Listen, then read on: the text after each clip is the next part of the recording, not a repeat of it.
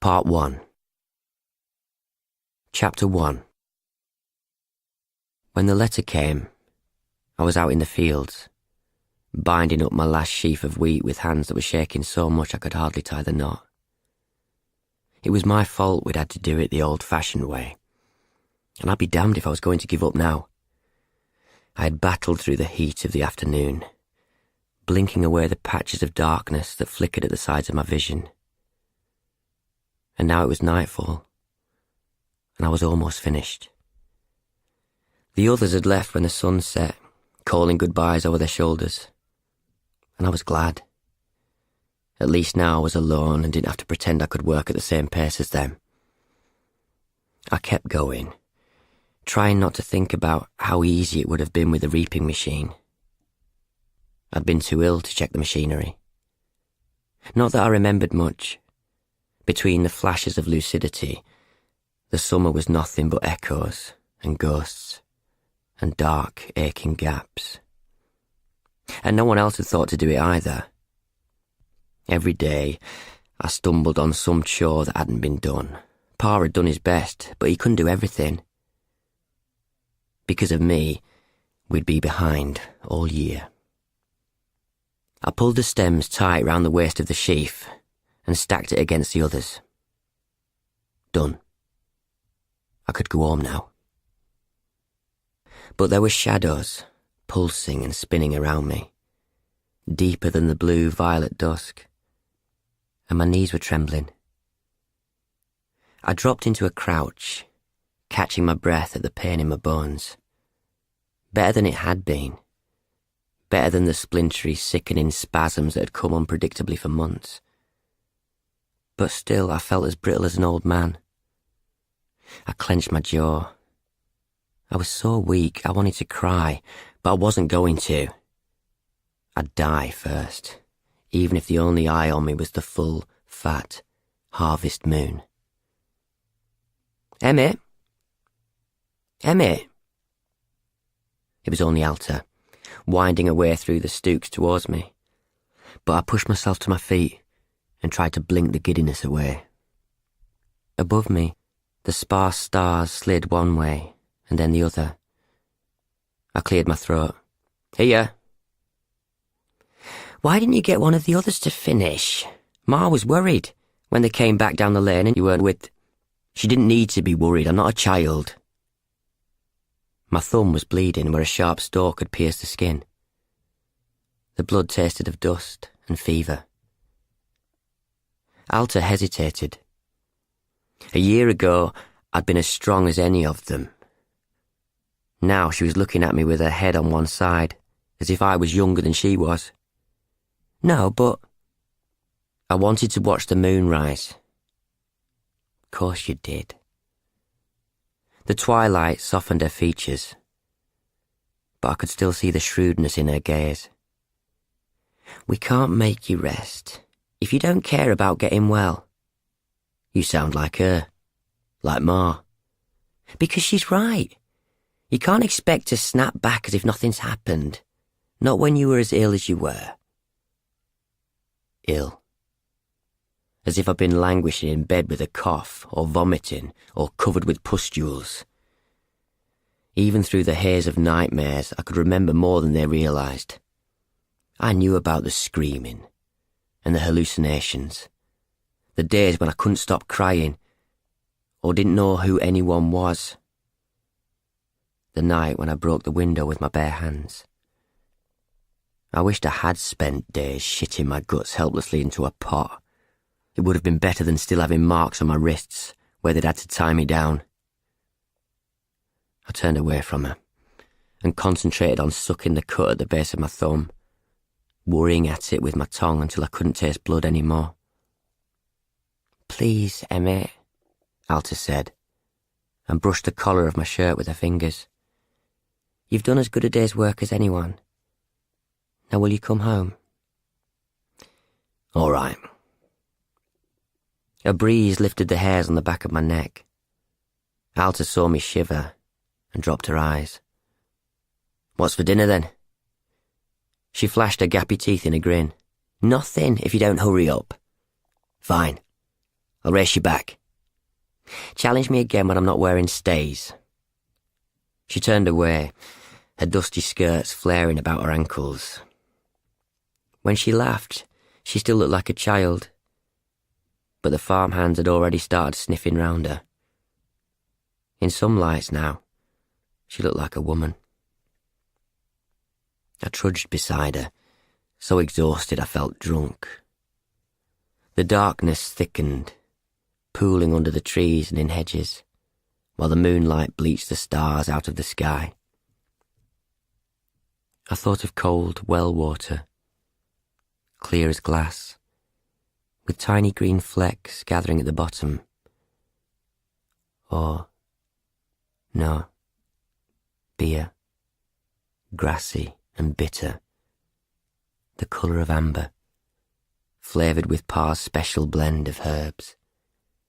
It would send me straight to sleep, but that was good. All I wanted was to go out like a candle, into dreamless unconsciousness.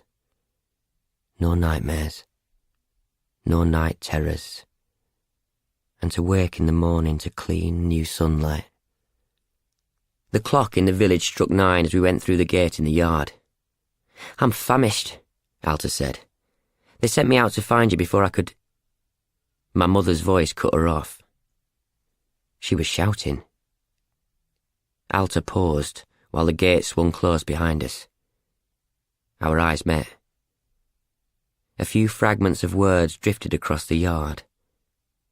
How can you say, we can't, we simply can't? The muscles in my legs were shaking from standing still. I reached out and steadied myself against the wall, wishing my heart would slow down. A wedge of lamplight was shining through a gap in the kitchen curtains. As I watched, a shadow crossed and crossed again. My father, pacing. We can't stay out here all night, Alta said, the words almost a whisper. It's probably nothing. They'd quarrelled all week about the reaping machine and why no one had checked it earlier. Neither of them mentioned that it should have been my job. A thud. Fists on the kitchen table. Pa raised his voice. What do you expect me to do? Say no? That bloody witch will put a curse on us quick as... She already has. Look at him, Robert. What if he never gets better? It's her fault. His own fault, you mean? If he... For a second, a high note rang in my ears, drowning out Pa's voice. The world slipped and righted itself, as if it had juddered on its axis. I swallowed a bubble of nausea. When I could concentrate again, there was silence. We don't know that, Pa said at last, just loud enough for us to hear. She might help him. All those weeks she wrote to ask how he was doing. Because she wanted him.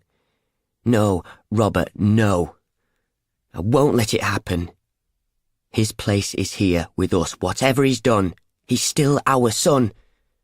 And her... She gives me the creeps. You've never met her. It wasn't you that had to go out there and... I don't care. She's done enough. She can't have him. Alta glanced at me. Something changed in her face, as she took hold of my wrists and pulled me forwards. We're going inside, she said, in the high, self-conscious voice she used to call to the chickens. It's been a long day. You must be ravenous. I know I am. There better be some pie left, or I will kill someone with a fork through the heart and eat them. She paused in front of the door and added, with mustard. Then she flung it open. My parents were standing at either end of the kitchen, Pa by the window, his back turned to us, Ma at the fireplace with red blotches on her face like rouge. Between them, on the table, was a sheet of thick, creamy paper and an open envelope. Ma looked swiftly from Alta to me and took half a step towards it. Dinner, Alta said. Emmett, sit down. You look like you're about to faint. Heavens, no one's even laid the table. I hope the pie's in the oven. She put a pile of plates down beside me. Bread? Beer? Honestly, I might as well be a scullery maid. She disappeared into the pantry. Emmett, Pa said without turning round. There's a letter on the table. You'd better read it. I slid it towards me. The writing blurred into a shapeless stain on the paper. My eyes are too dusty. Tell me what it says. Pa bowed his head, the muscles bunching in his neck as if he was dragging something heavy. The binder wants an apprentice. Ma made a sound like a bitten-off word. I said, an apprentice? There was silence. A slice of moon shone through the gap in the curtains, covering everything in its path with silver. It made Pa's hair look greasy and grey. You, he said. Alta was standing in the pantry doorway, cradling a jar of pickles. For a second I thought she was going to drop it, but she set it down carefully on the dresser. The knock of glass on wood was louder than the smash would have been. I'm too old to be an apprentice. Not according to her. I thought... My hand flattened on the table, a thin, white hand that I hardly recognised. A hand that couldn't do an honest day's work. I'm getting better, soon. I stopped because my voice was as unfamiliar as my fingers. It's not that, son. I know I'm no use now. Oh, sweetheart, Ma said, it's not your fault, it's not, because you've been ill. Soon you'll be back to your old self again. If that was all, you know we always thought you'd run the farm with your father, and you could have done, you still could, but... Her eyes went to Pa's. We're not sending you away. She's asking for you. I don't know who she is. Binding's a good craft, an honest craft. It's nothing to be afraid of. Alta knocked against the dresser, and Ma glanced over her shoulder as she swung her arm out swiftly to stop a plate from slipping to the floor. Alta, be careful. My heart skipped and drummed. But you hate books. They're wrong, you've always told me. When I brought that book home from working in fair. A look passed between them, too quick to interpret. Pa said, Never mind about that now. But... I turned back to Ma. I couldn't put it into words. The swift change of subject, if someone even mentioned a book, the shiver of distaste at the word, the look on their faces, the way she dragged me grimly past a sordid shop front, A. Fogattini, pawnbroker and licensed bookseller, one day when I was small and we got lost in Castleford. What do you mean it's a good craft? It's not... Ma drew in her breath. Maybe it's not what I would have wanted before. Hilda. Pa dug his fingers into the side of his neck, kneading the muscle as though it ached. You don't have a choice, lad. It'll be a steady life. It's a long way from anywhere, but that's not a bad thing. Quiet. No hard labour. No one to tempt you off the straight and narrow. He cleared his throat. And they're not all like her. You settle down and learn the trade and then... Well, there are binders in town who have their own carriages. A tiny silence. Alta tapped the top of a jar with her fingernail and glanced at me. But I never... What makes her think that I... Now none of them would meet my eyes. What do you mean, I've got no choice? No one answered. Finally, Alta strode across the room and picked up the letter. As soon as he is able to travel, she read out, the bindery can be very cold in winter. Please make sure he has warm clothes. Why did she write to you and not Emmett? Doesn't she know he can read? It's the way they all do it, Pa said. You ask the parents for an apprentice, that's how it works. It didn't matter. My hands on the table were all tendons and bones. A year ago they'd been brown and muscled, almost a man's hands. Now they were no one's, fit for nothing but a craft my parents despised. But why would she have chosen me, unless they'd asked her to? I spread my fingers and pressed as if I could absorb the strength of the wood through the skin of my palms. What if I say no? Pa clumped across to the cupboard, bent down and pulled out a bottle of blackberry gin. It was fierce, sweet stuff that Ma doled out for festivals or medicinal purposes. But he poured himself half a mug of it, and she didn't say a word. There's no place for you here. Maybe you should be grateful. This'll be something you can do. He tossed half the gin down his throat and coughed. I drew in my breath, determined not to let my voice crack. When I'm better, I'll be just as strong as... Make the best of it, he said. But I don't. Emmett, Ma said, please. It's the right thing. She'll know what to do with you. What to do with me? I only mean, if you get ill again, she'll... Like in a lunatic asylum, is that it? You're packing me off to somewhere miles from anywhere because I might lose my wits again at any moment. She wants you, Ma said, clutching her skirts as if she was trying to squeeze water out of them. I wish you didn't have to go. Then I won't go. You'll go, boy, Pa said. Heaven knows you've brought enough trouble on this house. Robert, don't. You'll go. If I have to truss you up and leave you on her doorstep, you'll go. Be ready tomorrow. Tomorrow? Alta spun round so fast her plait swung out like a rope. He can't go tomorrow. He'll need time to pack. And there's the harvest supper. Please, Pa. Shut up. Silence. Tomorrow? The blotches on Ma's cheeks had spread into a flush of scarlet. We never said... Her voice trailed off. My father finished his gin, swallowing with a grimace as if his mouth was full of stones. I opened my mouth to tell her it was all right. I'd go.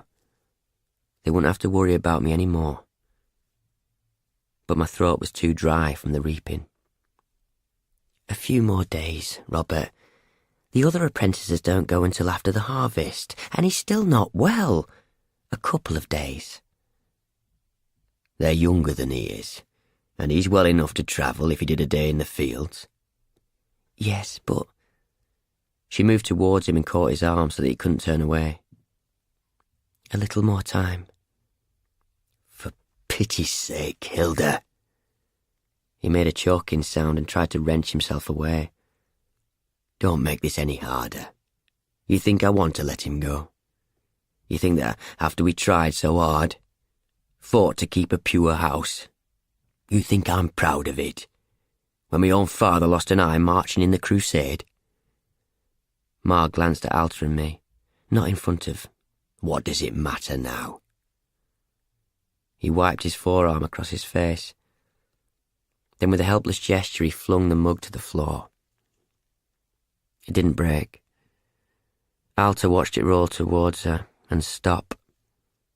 Pa turned his back on us and bent over the dresser as if he was trying to catch his breath. There was a silence. I'll go, I said. I'll go tomorrow. I couldn't look at any of them. I got up, hitting my knee against the corner of the table as I pushed back my chair. I struggled to the door. The latch seemed smaller and stiffer than it usually was, and the clunk as it opened echoed off the walls. Outside, the moon divided the world into deep blue and silver. The air was warm and as soft as cream, scented with hay and summer dust. An owl chuckled in the near field. I reeled across to the far side of the yard and leant against the wall. It was hard to breathe. Ma's voice hung in my ears. "That bloody witch will put a curse on us." And Pa answering, "She already has." They were right. I was good for nothing. Misery rose inside me, as strong as the stabbing pains in my legs. Before this, I'd never been ill in my life. I never knew that my body could betray me, that my mind could go out like a lamp and leave nothing but darkness. I couldn't remember getting sick. If I tried, all I saw was a mess of nightmare-scorched fragments. Even my memories of my life before that, last spring, last winter, were tinged with the same gangrenous shadow, as if nothing was healthy anymore. I knew that I'd collapsed after midsummer because Ma had told me so, and that I'd been on the way home from Castleford, but no one had explained where I'd been or what had happened. I must have been driving the car without a hat under a hot sun, probably. But when I tried to think back, there was nothing but a rippling mirage, a last vertiginous glimpse of sunlight before the blackness swallowed me. For weeks afterwards, I'd only surfaced to scream and struggle and beg them to untie me. No wonder they wanted to get rid of me. I closed my eyes. I could still see the three of them, their arms round one another. Something whispered behind me, scratching in the wall like dry claws. It wasn't real, but it drowned out the owl and the rustle of trees. I rested my head on my arms and pretended I couldn't hear it. I must have drawn back instinctively into the deepest corner of darkness, because when I opened my eyes, Alta was in the middle of the yard, calling my name without looking in my direction. The moon had moved. Night was over the gable of the farmhouse, and all the shadows were short and squat. "Emmett?" "Yes," I said. Alta jumped and took a step forward to peer at me. "What are you doing there? Were you asleep?" "No." She hesitated. Behind her, the light from a lamp crossed the upper window as someone went to bed. I started to pull myself to my feet and paused, wincing as pain stabbed into my joints. She watched me get up without offering to help. "Did you mean it? That you'd go? Tomorrow?" Pa meant it when he said I didn't have any choice. I waited for her to disagree. Alta was clever like that, finding new paths or different ways of doing things. Picking locks. But she only tilted her face upwards, as if she wanted the moonlight to bleach her skin. I swallowed.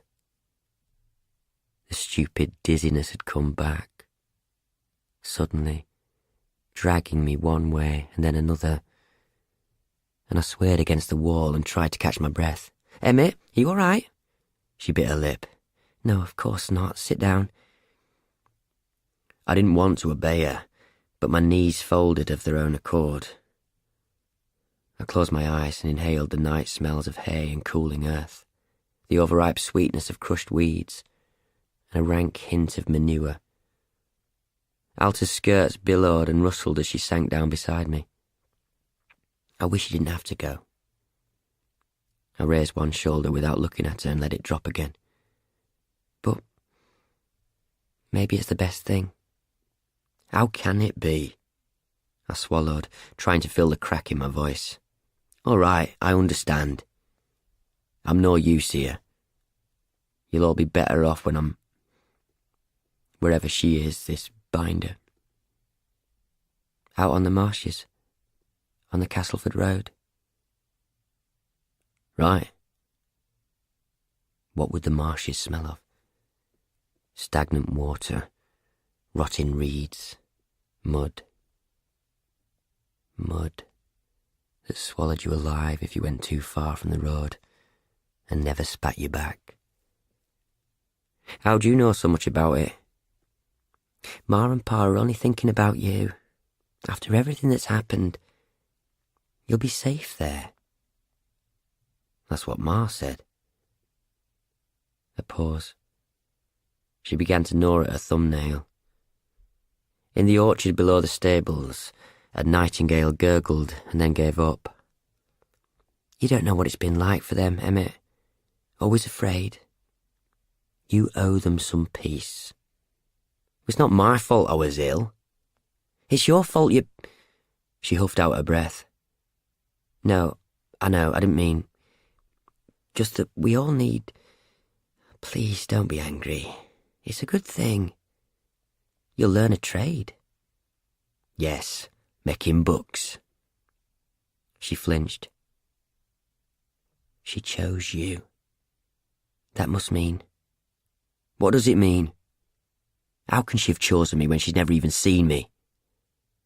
I thought Alta started to speak, but when I turned my head, she was staring up at the moon, her face expressionless.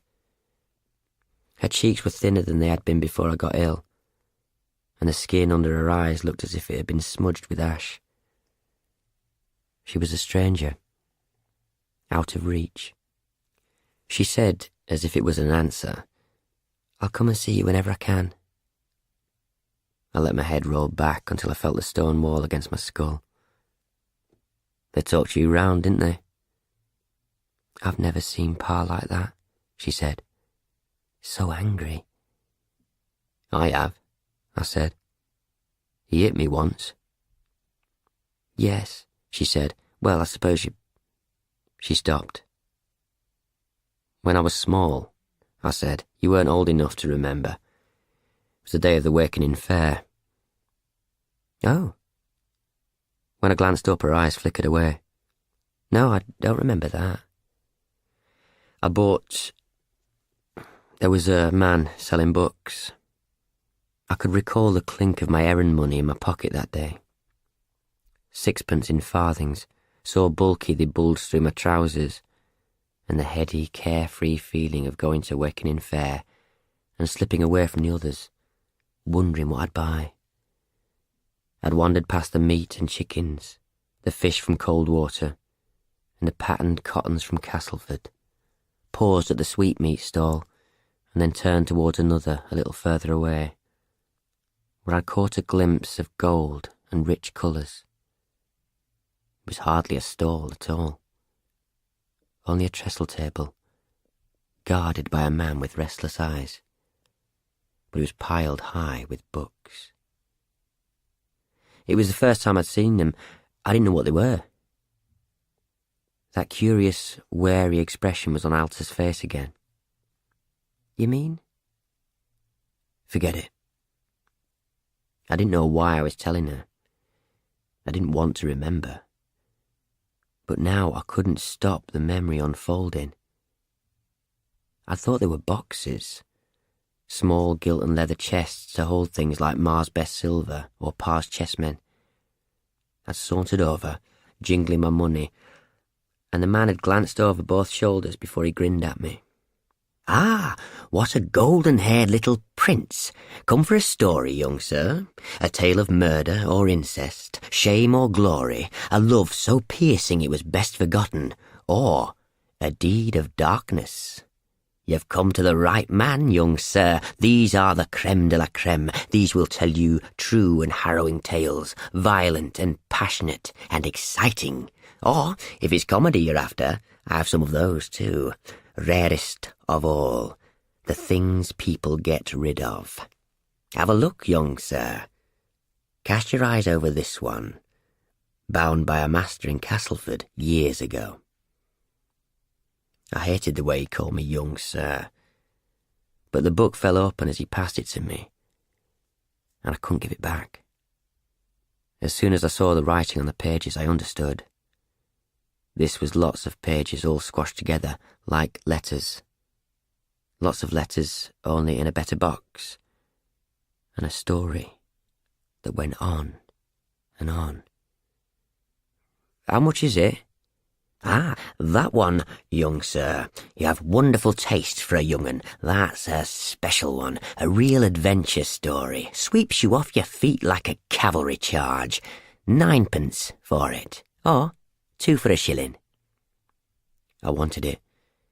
I didn't know why, except that my fingertips were prickling. I only have 6p. I'll take that, he said, clicking his fingers at me. The wide smile had gone. When I followed his darting gaze, I saw a knot of men gathering a little way off, muttering. Here. I emptied my pocket full of farthings into his palm.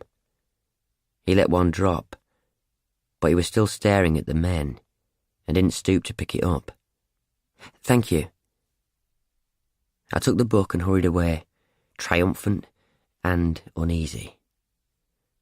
When I reached the bustle of the main market, I stopped and turned to look.